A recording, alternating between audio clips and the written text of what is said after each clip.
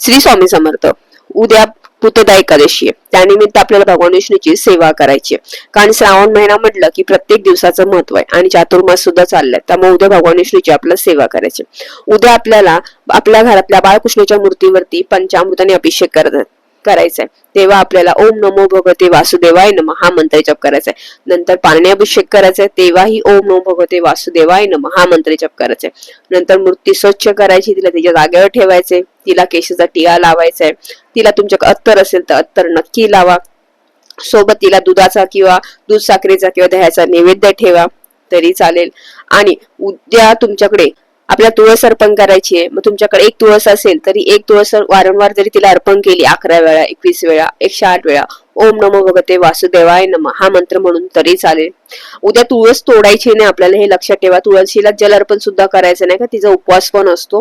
त्यामुळे फक्त तुळशीपाशी तुम्ही तुपाचा किंवा तेलाचा दिवा लावा आणि तिथे ओम नमो भगवते वासुदेवाय नमः असा 11 वेळा मंत्र जप करा. ह्या पद्धतीने आपल्याला उद्या भगवान विष्णूची सेवा करायची आहे. नंतर दिवसभरामध्ये तुम्हाला जेव्हा वेळ भेटेल तेव्हा संक्षिप्त श्रीमद भागवत ह्याचं पारायण करा एकदा तरी. कारण श्रावण महिना पण चाललाय, त्यामुळे उद्या ते एक पारायण 2 तास लागतील, ते पारायण नक्की करा. त्याचा खूप चांगले प्रभाव भेटतात आपल्याला, त्यामुळे ते पारायण नक्की करा. किंवा तुम्हाला वेळ नसेल तर तुम्ही व्यंकटेश स्तोत्र कमीत कमी 21 वेळा वाचा. त्याला जास्त वेळ तुम्हाला लागणार नाहीये, फक्त 15 ते 20 मिनिटं. व्यंकटेश स्तोत्र खूप छान आणि सुंदर सेवा आहे.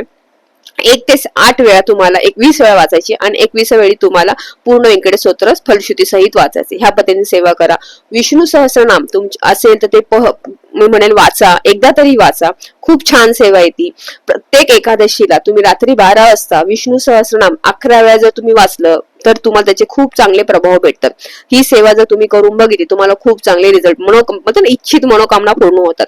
खूप प्रभावी सेवा आहे. त्यामुळे उद्या विष्णू सहस्रनाम तुम्हाला रात्री जमत असेल तर रात्री नक्की वाचा, नाहीतर दिवसभरामध्ये जेव्हाही जमेल त्या विष्णू सहस्रनाम वाचा, सेवन करा. सकाळ संध्याकाळ घरात दोन्ही टाइम लावा सुद्धा युट्यूबला. त्याच्यात खूप चांगली ध्वनी घरामध्ये राहिली तर खूप चांगला त्याचा असर पडतो. विष्णू गायत्री मंत्र ह्याचाही तुम्ही जप करा कमीत कमी 11 वेळा, 16 वेळा, 21 वेळा तोही जप करा. ह्या पद्धतीने दिवसभरामध्ये आपल्याला विष्णू भगवानची सेवा करायची. सोबत मंदिरात जाणार असेल तर तुळस अर्पण करा विष्णू भगवानांना.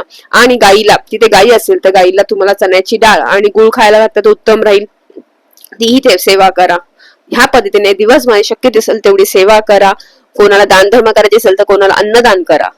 त्यामुळे भगवान विष्णूची आपल्यावरती कृपाच राहणार आहे, काही वाईट होणार नाहीये. सेवेला महत्व आहे. तुम्ही सेवा कोणतीही करा, मनापासून फक्त सेवा करा, लक्षात ठेवा. त्यामुळे आपल्या इच्छित मनोकामना नक्की पूर्ण होतात. श्री स्वामी समर्थ. श्री गुरुदेव दत्त.